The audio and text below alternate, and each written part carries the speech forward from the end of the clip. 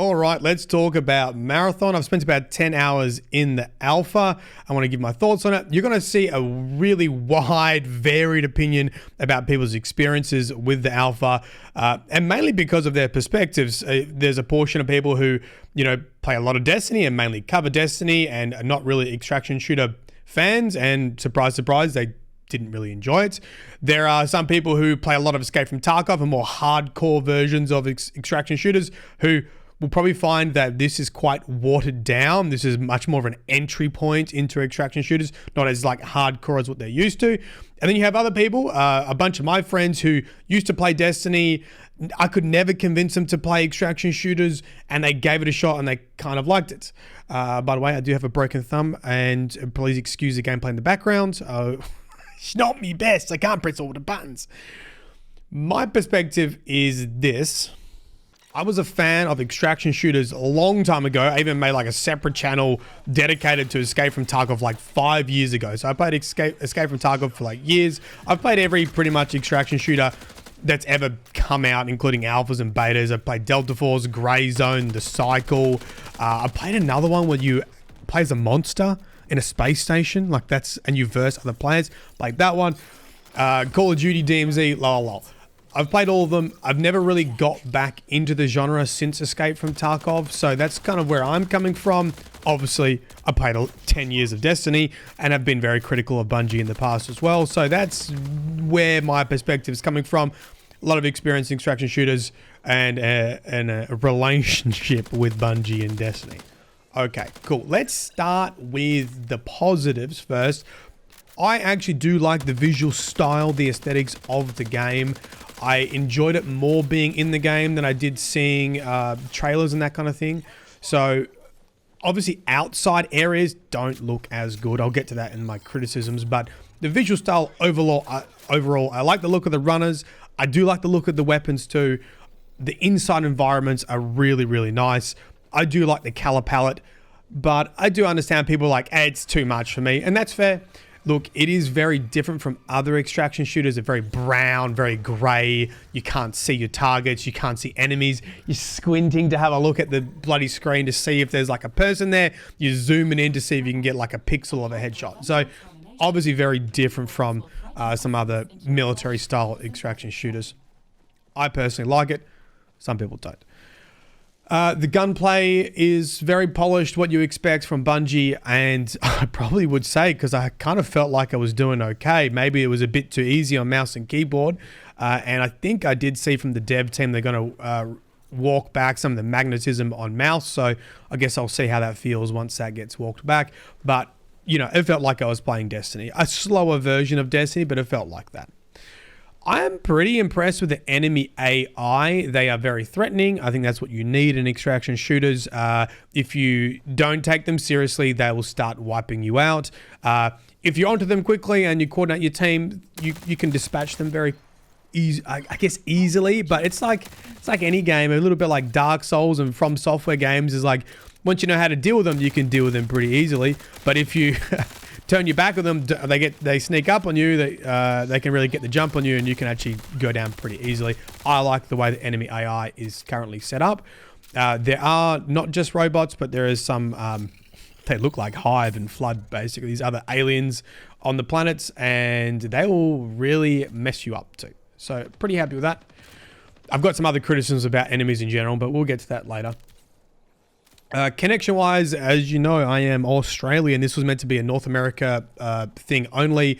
There were some codes that went out that other countries, continents could play on. I was playing with people from America, and my connection was pretty good. I was actually very, very surprised. I did have a couple games where I didn't basically have any hit registry, and they actually mentioned that in a patch note already because of lag, but in comparison to other extraction shooters, like I can't play with America in Escape from Tarkov. If I have friends in Escape from Tarkov, my ping is too high and the game just separates you.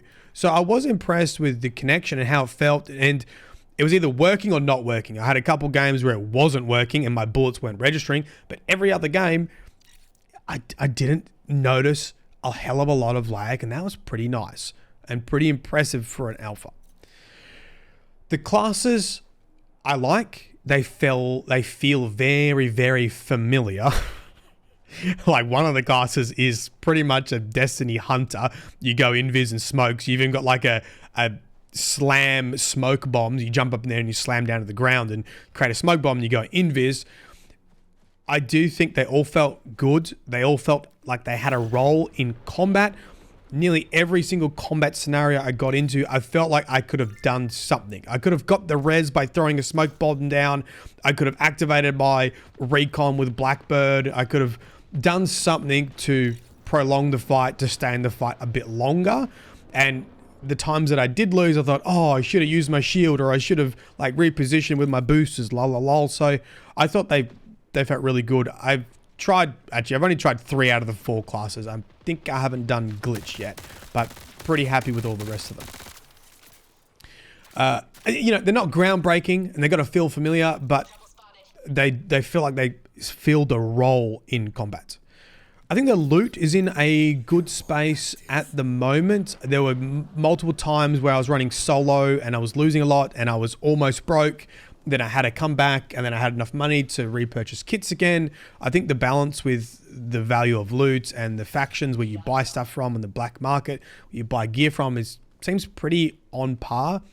They've also done a couple things I think that will prolong seasons. If you're not familiar with extraction shooters, it's very similar to any other game. Once a meta starts forming, it's really hard to break that meta. And then if you're not using the best armor with the best gear, with the best sights and the best magazine, you kind of feel like you're always at a disadvantage. I think what Bungie's done to balance that is, I'll give an example.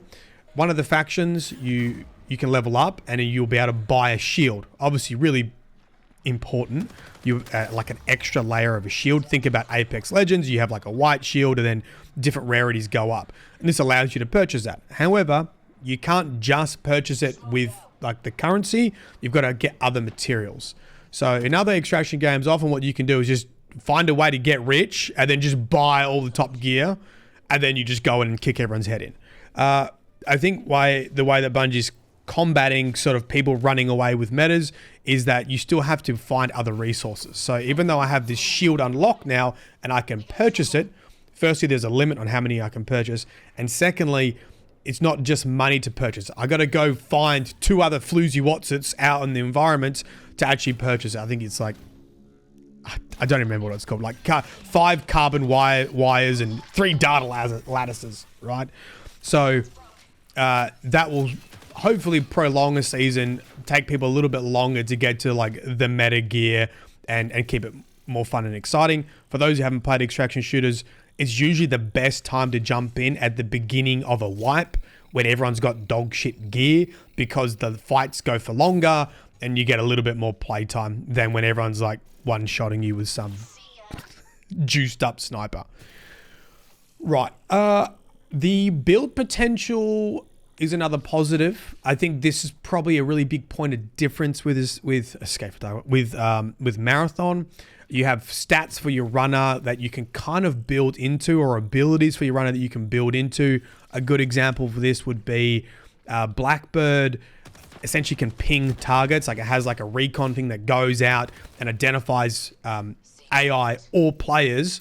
And there is some materials that, I think they're like chipsets that you can put into your runner that will prolong the duration of ping. And when I first saw it, I was like, who cares about pinging? Like, why do I want an extra second on ping? And then I realized, like, oh, well, Blackbird's actual ability is to ping targets. Okay, that seems pretty handy to have duration on that ping to help tell my teammate where all the enemies are.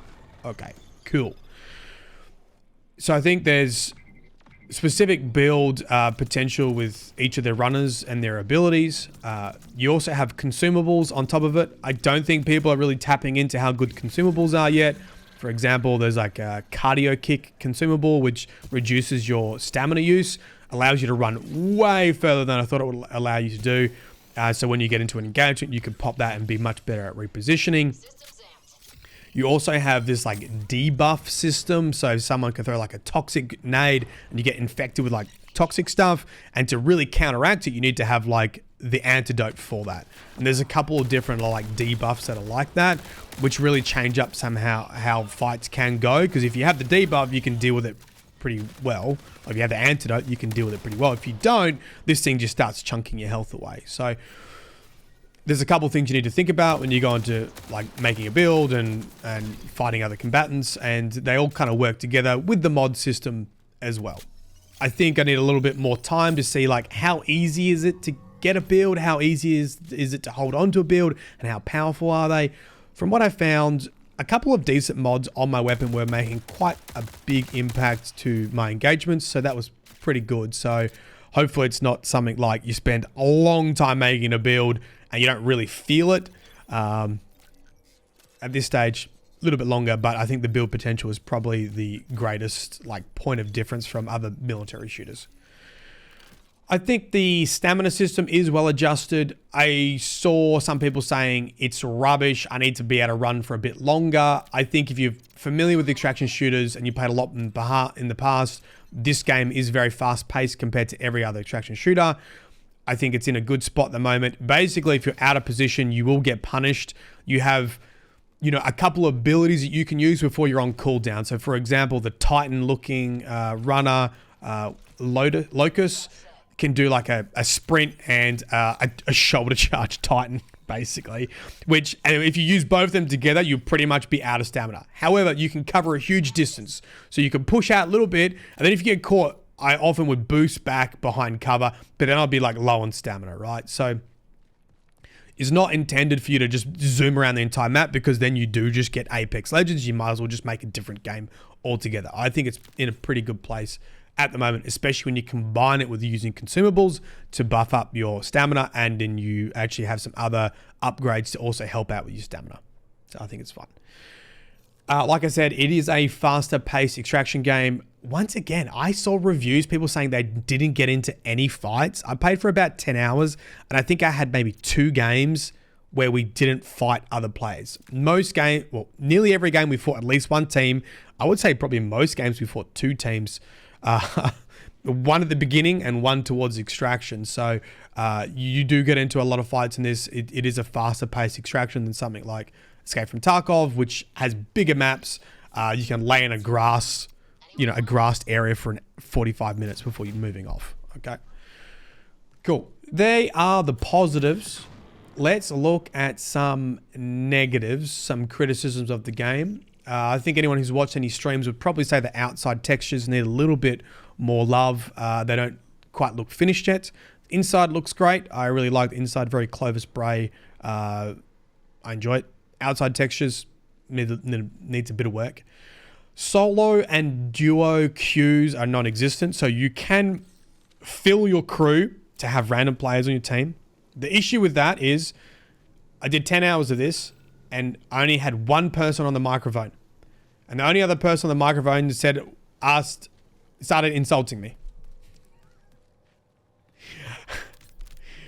So no one really uses the microphone. Everyone just runs in different directions, and everyone's just trying to do their bounties. Very little communication from random people. Surprise, surprise.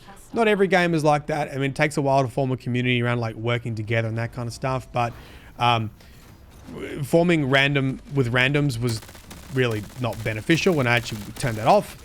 If you go solo, it is very, very, very difficult to have engagements with other players. In this game, you have a down state where you can get revived, and even when you completely die and you turn into a satchel, a bag on the floor, you can still get revived. So as a solo player, like multiple times, I would get 2 people down, but I would be, almost killed, and I have to retreat. And by the time I get back into the fight, they're back up again. So like, unless you're playing, I'm sure we'll get clips of people doing solo runs and wiping teams, but there's one real play style right now if you're solo, and that is you either be a complete rat and go like the ghost class and just go invis and just do your bounties, and that is very possible. Or if you're going to get into PvP, you need to get like picks immediately, completely wipe them out, and just wipe a whole team with nades and consumables and that kind of stuff. So definitely above my pay grade to be doing that. I do think the criticism is there should be a solo queue. These kind of games, sometimes you do want to get on without friends and just get some bounties done and get a little bit of money. And they can be very enjoyable to just sneak around and level up. and grind out. This is like the extraction shooter version of doing a strike mission is going in solo and being a rat. Okay, you might not want to talk to anyone. You don't want any crazy comms in your ears. You just want to chill out in an extraction shooter and pick up some loot. And there's no real way for you to do that without being at a massive disadvantage right now. Same for doing a duo queue. I think right now, my friends only want to get on when there is a full team. And I think that is an issue for population. Like, I've got friends that go, okay, I'm only going to play when you're playing. Because I don't want to match the randoms and there's no duo or solo queue. I think proximity chat, not having proximity chat is a huge misstep. You can talk to your team, but you can't talk to other players. And Bungie kind of made comment on this, saying that, well, we want to make sure it's a safe environment and this kind of that. My harsh opinion on this is the safe environment is gone. You have made an extraction shooter. Extraction shooters are kind of toxic by nature. The whole point is to ruin someone else's day and take their gear. It's not just PvP. It's PvP and you lose everything on you. What's safe about that? I understand you have your general safety rules and racism and all this other kind of stuff, right? And you need to have systems in place for that, but that shouldn't put you off proximity chat, because my opinion is proximity chat allows for other options apart from combat. If you don't have proximity chat, your only option is to always shoot any other player you see. As soon as you add proximity chat to these games, you can start negotiating. Especially when you get into solo queues, you're like, hey, I've got no gear. Do you want to work together? Yeah, sure, let's work together. And to be honest, this is kind of Bungie's wheelhouse, is getting players to work together. I thought this is something they were going to exploit in an extraction shooter because they have all this experience with cooperative experiences in Destiny. So I really do hope they think long and hard about adding proximity chat and the things the positives of proximity chat, and not just, people being bad online. Other criticisms would be, I heard a lot about like puzzles and stuff like that. There are points of interest on the map that are puzzly, but and when I say puzzle, they're like a public event in Destiny, okay? They're not a Destiny dungeon or raid, and I don't think anyone expect them to be, but then would you call a public event a puzzle? Kind of.